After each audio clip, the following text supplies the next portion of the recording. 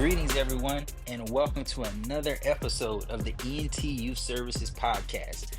ENT Youth Services strives to empower, nurture, and transform opportunity youth to become individuals with essential life skills that are necessary to make a valuable contribution to their communities and the world. Stay connected with ENT via your favorite social media apps and help us get the word out, giving us a 5-star rating on YouTube and also, just sharing our podcast. Now let's start today's episode. And good afternoon, everyone. We are back for another episode of the ENT Youth Services Parent Podcast, and I'm super excited because we are kicking off another very, very important series. As usual, I am your host, Dr. Kyler Wiltz here. Um, you know, Still working on being the best igniter of thoughtful and thought-provoking conversations. So hopefully with this series, we continue to kind of move forward with the positive momentum and put out a good word into the world and be a space for these type of conversations, for vulnerability, for openness, but more importantly for growth and evolution. So our previous series was focused on and centered on the idea of community and coalition building. And one of the things that we continue to talk about within this process of community building and coalition building was the idea that there are persisting problems within our environment, within our spaces that make it harder to build these communities and these coalitions. So for this specific series, which again I'm extremely excited about, we are going to discuss the psychosocial stressors that are being experienced on the side of the parents, right, within our communities. And I think this specific series is super cool because with this podcast, intentionally, we surrounded on what can we do best for our young people and our children. But for this series specifically, it'll be more focused on the parents, right? Because it's one thing to focus on how do we make the environment better for the kids, but the bearers of that task, of that burden, of that, check off the list is the parents. So, for this one, I'm extremely excited. We have some great surprises, especially next episode. And really, really looking forward. Cannot wait to dive into this topic. So, think again, the stressors focused on single parents. I mean, especially when we begin to speak about, let's say, policy, for example, or when you look at different community leaders, they oftentimes throw these statistics out like, oh, a child has this X amount increased chance of being incarcerated, dropping out of school, X, Y, and Z, if they come from a single parent household. And while my father's in my life, my brother's dad has always been a second dad to me. Um, I grew up with a single mom, and I would like to say that myself and my siblings were an example of not only um that statistics don't tell the complete story, but the importance again of what community looks like in situations for single parenthood. So, um, kind of jumped on Google to kind of let's see to kind of paint a picture of what the challenges are that are being faced by single parent black and brown individuals. And being that uh majority of the panelists, the visitors, the speakers on our podcast are women, again, even statistically speaking, single mothers tend to be not only, the focus of a lot of these studies, but the reality is they're the backbones of our community in a lot of different ways, in a lot of different spheres. So, um, from one of the research studies, right? So when we talk about the different psychosocial stressors, the main three are systemic racism and discrimination, the economic stressors of single parenthood, the social emotional stressors. And these kind of again ultimately break down, right? So when we tend to look at, systemic racism and discrimination, right, in education, you being a single parent, having to, not only work, which is part of the economic stressor side, but you understand the importance of education and really trying to balance all of these things on your own to maximize to create as best of a future for your child as possible, right? Discrimination in healthcare. When we go to again the economic stressors, right? You have one parent in a household that's not only paying all of the bills, but you can't miss a beat financially. If something happens to you, you get sick. You get hurt on the job, something comes up where you can't make and you get in trouble. Like that extra stress trickles down into other areas of life. Um, Unaffordable childcare, so lack of summer programs, lack of involvement from quote unquote the community that we've been talking about building. And again, just the general social isolation of always having to work and provide and just, work, provide, take care of the kids. What does that do and what does that stand for in a space of the mental health of the parent in these situations? And I think once, our special surprise for next episode hops on, we'll be able to dive a lot deeper into this conversation. So I've said this, multiple times. I don't have children, but from you guys' experiences, you know, whether it be on your own behalf or even family members, family friends, even some of the young people that you mentor or come across, right? What are some of the experiences that you've seen within our Black and Brown communities with single parenthood? Hi, Kyler. This is Jennifer, the lead parent podcast. Um, well, I grew up technically in a single parent household because my dad was in the military, so he was gone most of the time.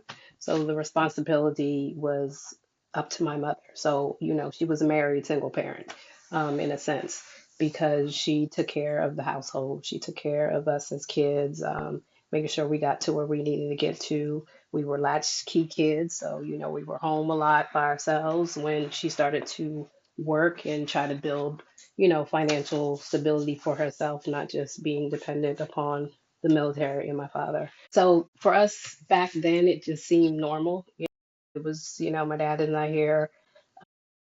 Mama's here. She cooks, she cleans, she goes to work. We come home from school. We do what we're supposed to do. She had no worries because that was just how we were raised, the environment we were raised in. We had neighbors who looked out for us and made sure we were okay, when she wasn't there. And I think now being a single parent, I think it's a little more stressful, because you don't necessarily have that support system all the time. Um, Different activities to try and keep your kids out of trouble. It's not just keeping them home and and making sure they're okay because okay, they're at home. I'm fine. They're doing what they're supposed to do. But this world is different, so it's just like you need to keep them busy so they're not involved in things that we as children back in the day we just never thought of. So the stressor of trying to work full time, like you said, take care of all the bills, you can't skip a beat, doctor's appointments, football, track, I have this, I have work stressing me out, but I need to still come home and take care of my kids and make sure they're okay.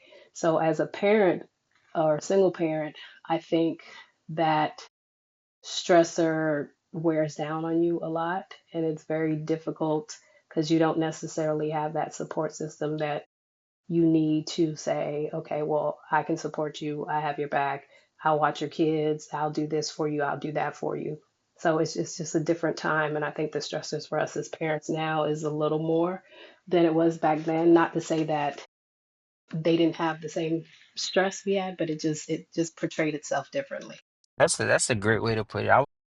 Kind of piggybacking off of that, Dr. Forrester, I would really like to kind of gain your insights, especially being that, you've been in the medical profession for, a long time. I want to say what, like at least 20, 25 years, and you've seen hundreds or probably thousands of patients at this point, from different backgrounds, different family structures. And what are some of the things that that you've come across that you've experienced as maybe some differences, the impact of certain pressures within the households of single parents?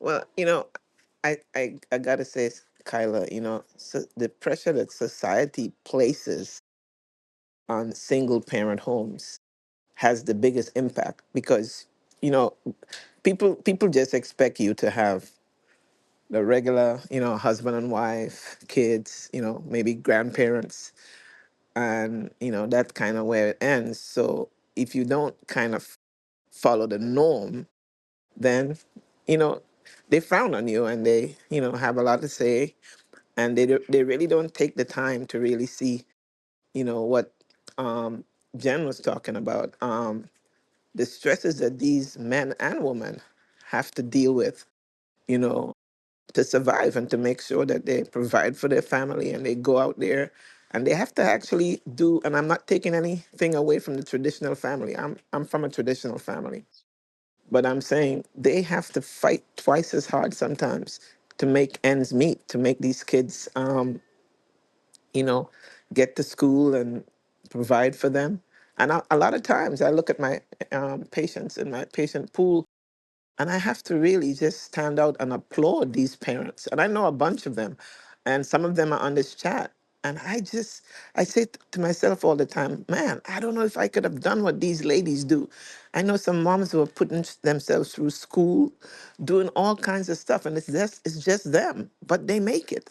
And the kids go to Harvard. The kids graduate. The kids are Dr. Kyla Wiltz, and they make it. So, I always kind of cringe when I hear people talk about, yeah, well, she's a single mom. Yeah, she's a single mom and she's doing it. So I think a lot of times before we criticize people, we should try to walk a half a mile, not even a whole mile in their shoes and see what these amazing women, have to do. I am from, like I said, a family where I had a traditional family, but my grandfather left her, and my grandmother had to do it on her own. Without a high school education, she had to drop out of school, and she made it. And she was the backbone of everything. Every lawyer and doctor and whatever else, teacher, and all the greats that came out of our family were on her shoulders. So I think a lot of times people need to sit back before we are, so eager to criticize. Let's take a walk in their shoes. Just walk quarter mile and see what these amazing men and women are doing. Because it's just not just women; it's black and brown men also there. We got some men out there who are also just amazing. So that's what I want to say. I want us to look at that. Look at the fact that you don't have to be traditional. You could be blended. Could be a blended family and still be successful. So I think that's a very important. Yeah, and I think to your point, Dr. Forrester, a blended family. Because I make the joke about it that I have literally a football team of siblings. Like that is how deep we are. And family is extremely blended. Even from our sisters on both sides, like know each other. Like it's just again one big family. And within that context of quote unquote tradition, right? I think for real progress within this regard of not only acceptance but growth and building our village, you know, building our coalition to kind of create a space for our young people to thrive, we have to become, we have to accept the idea that tradition doesn't determine the future. Like tradition, while in some instances is good and we should maintain it, it is okay if things don't operate within a sense of the norm, right? Success isn't defined by, walking in a straight line. The success is defined by getting to the end, like getting to the end of the line, like crossing the finish line, not just walking there, not running there, getting there however best you can. That is what success should mean. But within this space, I think the question that's been raised before is, we have such this marriage to doing things one particular way, and the response is, always like, why? Why can't we change? What is the big thing? And it oftentimes come back to comfortability, getting outside of that comfort zone. So within this space, as parents, right? How has that challenge been, right? Getting out of your comfort zone to do what you have to do to not only grow within yourself, but to kind of take heed to what your child needs. And, we talk about this often in medicine. It's also something that Dr. Forrester would tell us all the time in clinic is, you have to get used of being uncomfortable to fully realize how great of a giant that you can be, that you can become, how successful you can be, how much you can grow into the best version of yourself that you can possibly be. So what has that journey look like from, when you first but became a parent to now, right? Like what has that growth look like? What are some strategies that you guys have tried to employ? Any type of advice, a favorite quote, a Bible verse, anything that we can give to our listeners to kind of help them on their own journeys. Kyler, it's Jen again. I think just looking at my children and knowing that I wanted better for them than I necessarily was going through or may have had for my, growing up as a child. Um, and, in a sense of nobody really wants to be a single parent. Mm-hmm. um, there may be women who say, I haven't found the right one, so I'm going to do it on my own. But as a mother, I never wanted to be a single parent. I wanted them to have more than I had because, again, I was raised by a married single mother. Um, and it's difficult because some days you're just knowing it's all on your shoulders. You wish you could just curl up in a corner and cry and not have to get out of bed and do anything. But the fact that you have people who are depending on you who can't depend on themselves, you get up and you do whatever you have to do. Mm-hmm. You go to that job that you don't like, where they're disrespectful, and you go there and it stresses you out more than just being alive, in a sense. It just, and you you manage money differently. You find money where you can find it, legally, of course, but you do what you have to do. If that bill is done or that bill is late, you kind of shuffle around things to say, okay, this is how I'm going to make it this month. You provide for your kids. You make sure they have a house, the roof over their head, and they have food to eat. There are some days where you just don't eat because you don't have time. You're so tired, but you want to make sure your kids have something to eat, or you just don't have enough left over to eat because that's as far as your money went that day. But you're going to do what you have to do for your children because you want them to be successful. And the more that you show them that I get up every day, I work hard, I provide, I'm successful in my own right, you can be successful too. And I'm pushing you to be the best that you can be, no matter what. And they know that whatever they need, I'm going to get it for them. They may not get all their wants, but they know whatever they need, they will have it. Amen to that. Would anyone else like to add in? I also think that there are some single parents who might not have started that journey, but end the journey being single. And especially for Black and Brown women, there tends to be a sacrificial kind of component, which I am learning from feedback from my children that might not have been helpful. It's difficult, but they're they're sometimes we think as parents and as protectors of our babies that we can shield them from things, and sometimes in that shielding we're not honest, and that lack of honesty that we think is shielding and protecting might be deceptive and might leave them more vulnerable than necessary. So I just want to add that component in.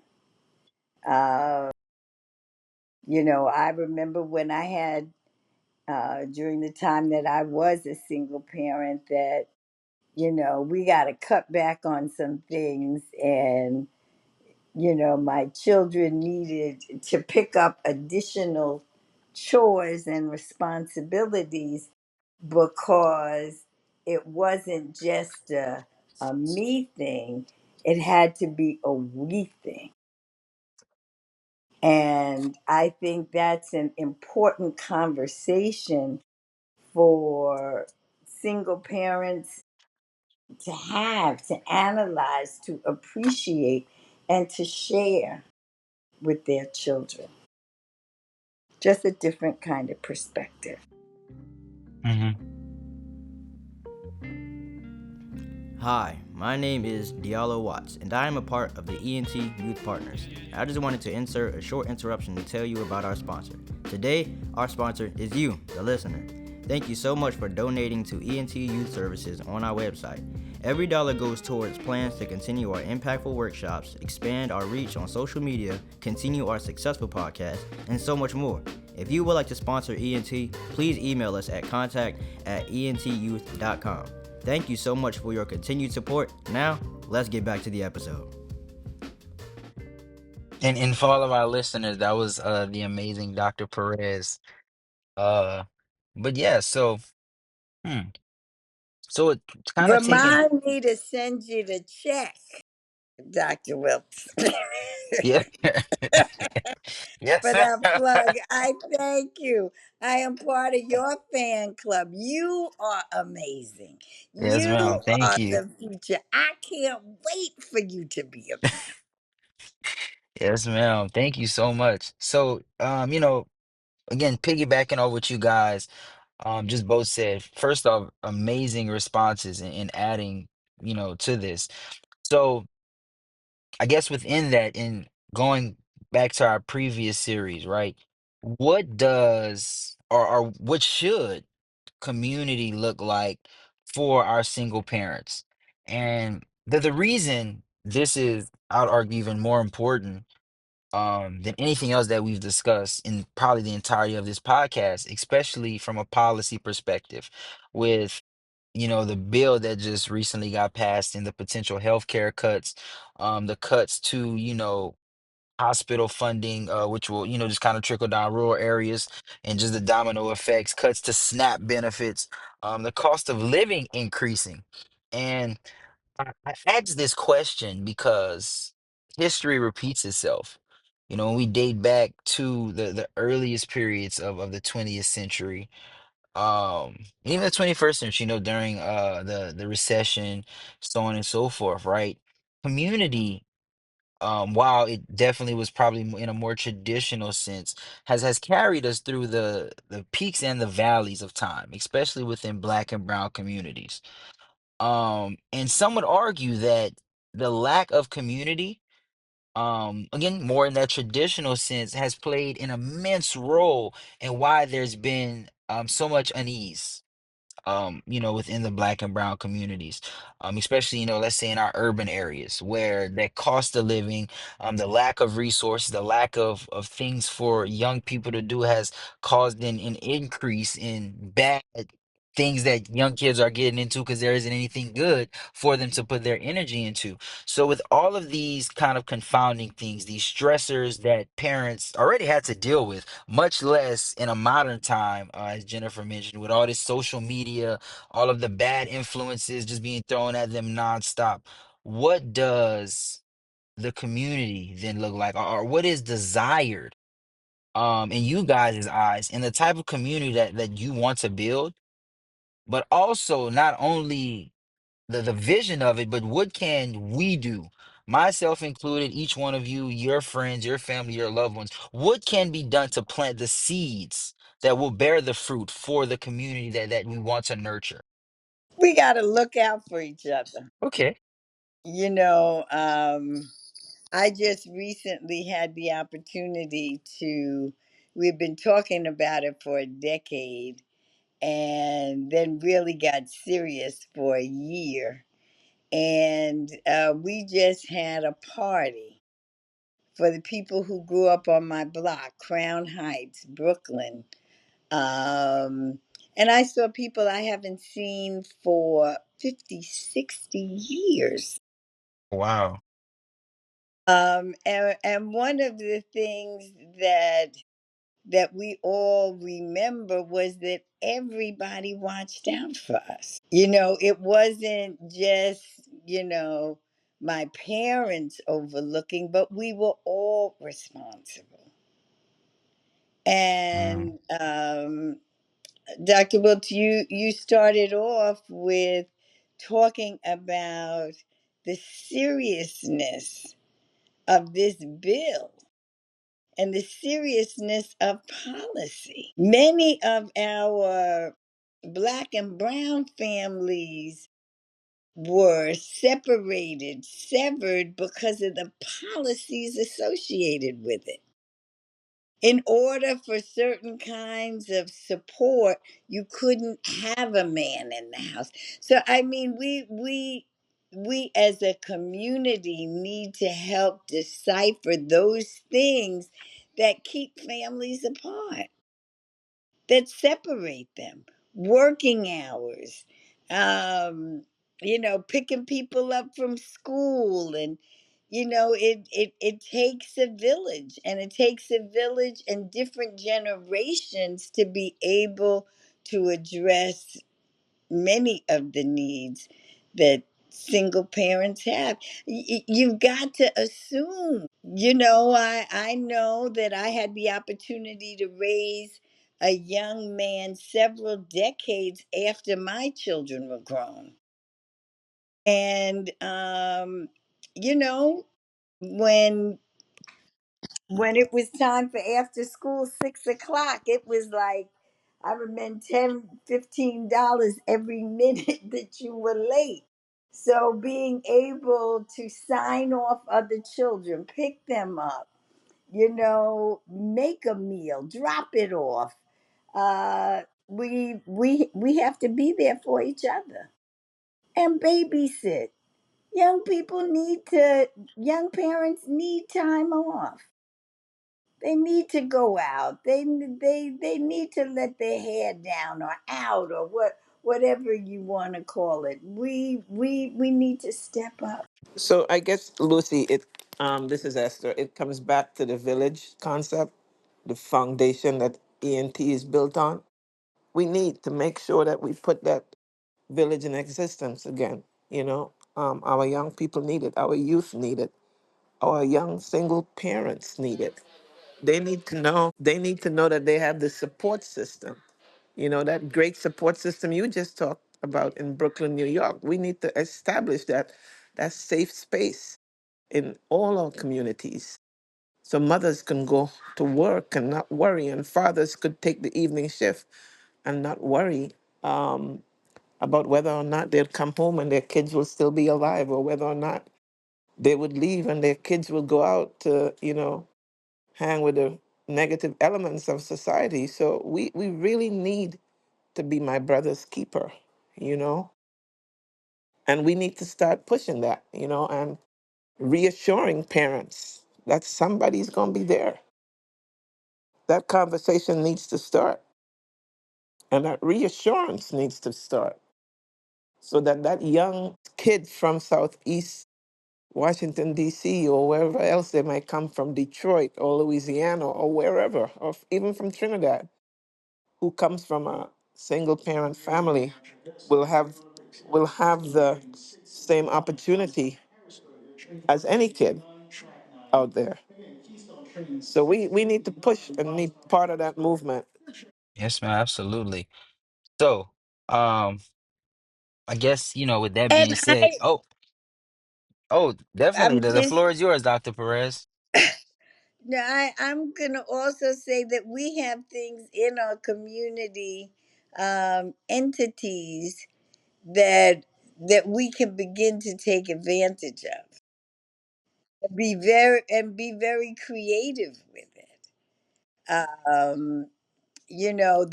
They're talking about some crazy working that you have to do in order for certain kinds of health care and things like that. We've got to push many of our churches, that may only be open one day a week or 2 days a week or something. We've got to move on it. We've got to be able to provide more. We've talked in previous podcasts about, the Black Panthers and the free breakfast programs. The way they're talking about these kinds of hits, we've got to have something else to meet the need. We've got to begin to do something. We have got to be creative. The Divine Nine, our sororities and fraternities, our civic organizations, everything. We've all got to rise to the occasion because we are God's plan A, and there's no plan B. Yes, ma'am. With with that being said, and setting, I think we did a great job of setting the stage for this series. And again, as I've been mentioning multiple times, a surprise for the next one is definitely going to dive much deeper into the mental health side of single parenthood. The toll that all of these tasks and responsibilities takes, and what can be done in that capacity, both individually, amongst groups, and even in a larger gathering, to ultimately move people in the right direction and let them know that they do have that support. And before I kind of I guess kind of do the closing statement of sort that you kind of say we wanted to start trying, does anyone else, or would anyone else like to add to the conversation? Okay, then. Well, again, per usual, and again, while I may be biased because I have ENT very close into my heart, I'm extremely, extremely excited. Not only the direction that we're going in with our podcast, but the direction that the organization is going in, right? Coming up with a topic such as single parenthood oftentimes can be taboo of sorts, simply because, as Dr. Forrester, Dr. Perez, and Ms. Jennifer mentioned, there's just such a stigma around it, versus the more traditional conservative senses. When we kind of examine policy, politics, at home dynamics, the gender wars that are, pervasive through social media, um, it kind of turns single parents into villains. It makes their situation be one of quote unquote shame, instead of a story of perseverance, of success, the sacrifice and accountability and responsibility to their children to create that world, no matter what is at stake, no matter what they have to do. So hope that whoever listens to this, or even us who are indulging in this conversation, and pouring our hearts, our souls, our thoughts, um into not only creating a space for everyone to be welcome, for everyone to feel welcomed, and to also just let them know that there is support, that we got you, we are here for each other, and we're here to push everyone forward. Being a single parent shouldn't be viewed in such this negative light. To make those sacrifices, to get your children from birth to adolescence, to teenage years, to adulthood, is an accomplishment that all too often is just seen as something that's, oh, like that's you were supposed to do, versus, wow, I really did what I had to do to make sure that my child made it this far and is still going further in this crazy world. When I talk to my younger brothers, especially growing up in a blended family, but again, having a single mother, even if again that, we did have both of, two father figures, um, we always come back to this thing of we are all living for our first time. And what it's done for me was it allows me to look at situations with a lot more grace. At my age, my mom had, five kids, not counting my stepsisters. So understanding that the mistakes that are made, right, the mishaps, they're all areas of growth. We all have them, but at the end of the day, it's not about the mistakes that define you. It's about when you get up and you grow and you keep fighting, you keep trudging forward. And this is not just an ideal for individual life. It's an ideal that we carry for this podcast. As we've had a lot of bumps and bruises in areas of growth that we're continuing to work on. It's a sentiment that we stand on in our foundation as ENT, and it's just a sentiment that should be at the fulcrum, the crux, the foundation of our community building. Because falling into this mindset that everything has to be perfect stops you from ever getting anywhere close to it. You remove a space for people to feel comfortable. You remove a space for people to buy into and want to move forward. So, with that being said, thank you all for joining us for this episode of the ENT Youth Services Parent Podcast. We hope to see you join us next time for our special treat. As always, our amazing parents killed it, knocked it out the park. And thank you all for listening. So, have a blessed one, give a hug, create an open space, and see you next time.